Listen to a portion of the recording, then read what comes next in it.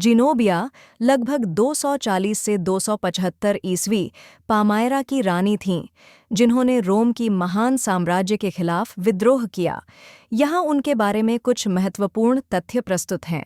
जिनोबिया का पूरा नाम सेप्टिमिया जिनोबिया था और अरबी में उन्हें अल जब्बा कहा जाता था। वह सीरिया, वर्तमान में सीरिया देश में स्थित प्राचीन नगर पामायरा की शासिका थीं। जिनोबिया ने अपने पति ओडेनाथस की मृत्यु के बाद 267 ईस्वी में शासन संभाला। उन्होंने अपने पुत्र वहबालात के संरक्षक के रूप में शासन किया, जो उस समय नाबालिग था। जिनोबिया के शासनकाल में पामायरा का साम्राज्य मिस्र, सीरिया, फिलिस्तीन और अनातोलिया, वर्तमान तुर्की के कुछ हिस्सों तक फैल गया था। वह कई भाषाओं में दक्ष थीं, जिनमें मिस्री, यूनानी, लैटिन और अरामी शामिल थीं। जिनोबिया अलेक्जेंड्रिया की सभ्यता और दर्शन की बड़ी समर्थक थीं और दार्शनिक लॉन्गिनस उनके दरबार में थे। वह एक कुशल शिकारी और साहसी सैन्य नेत्री थीं, जो अक्सर अपनी सेना के साथ यात्रा करती थीं। 271 ईस्वी में उन्होंने रोम से स्वतंत्रता की घोषणा की और स्वयं को पूरब की रानी कहना शुरू किया। रोम के सम्राट ऑरेलियन ने 272 ईस्वी में उनके विरुद्ध सैन्य अभियान चलाया।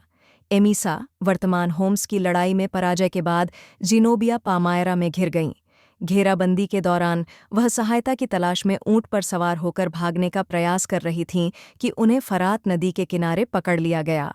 रोम में कैद के बाद उनके साथ क्या हुआ, इस विषय में इतिहासकारों में मतभेद है।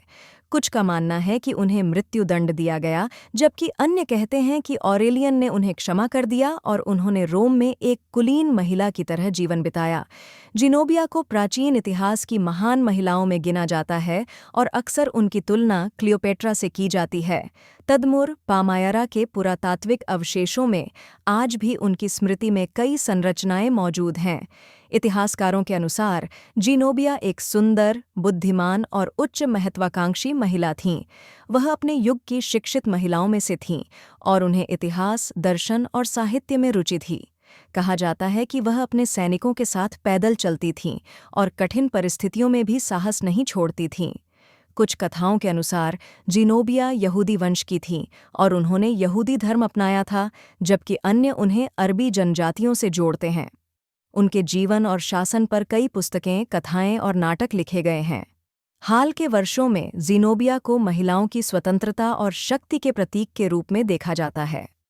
जिनोबिया की कहानी हमें प्राचीन दुनिया की एक ऐसी महिला से परिचित कराती है, जिसने पुरुष प्रधान युग में अपनी बहादुरी, बुद्धिमत्ता और नेतृत्व के बल पर इतिहास में अपनी अमिट छाप छोड़ी।